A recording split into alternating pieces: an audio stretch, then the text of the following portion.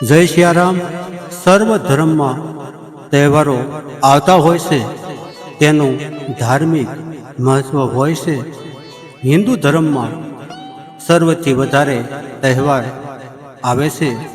અમુક મહિનામાં જ તહેવાર આવતા નથી.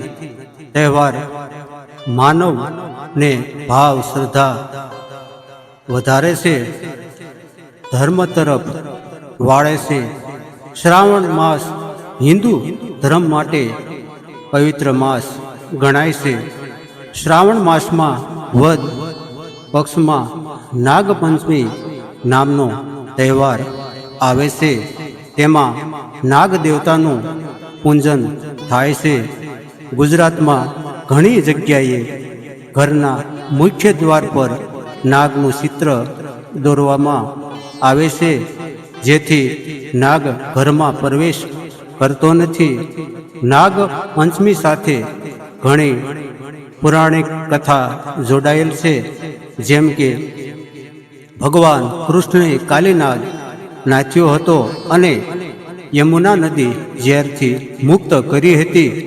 પશુ મનુષ્યને કાલિયા નાગના ત્રાસમાંથી મુક્ત કર્યા હતા. આને આપણે નાગદમન તરીકે જાણીએ છીએ. ભગવાન શિવ પોતાના ગળામાં વાસુકી નાગ ધારણ કરે છે. ભગવાન વિષ્ણુ નાગ સિંહા પર શયન કરે છે. આમ દેવતા સાથે નાગનો સંબંધ જોવા મળે છે.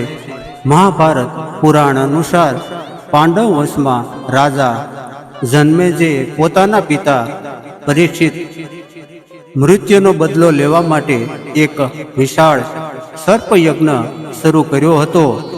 હજારો નાગો અગ્નિમાં ભસ્મ થઈ ગયા હતા. આસ્તિક મુનિએ આ યજ્ઞ અટકાવેલ હતો, નાગનું રક્ષણ કર્યું હતું. આ દિવસ નાગ પંચમીનો હતો. ત્યારથી આ તહેવાર ઉજવાય છે.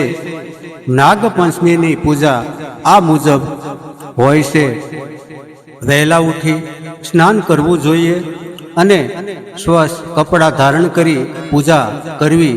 પૂજા માટે નાગ દેવતા પ્રતિમા કે ચિત્ર અથવા કાંઈ ન મળે તો માટીના સાપ બનાવી તૈયાર કરો. નાગ મંદિરમાં જઈ દર્શન કરી પૂજા પણ કરી શકાય છે.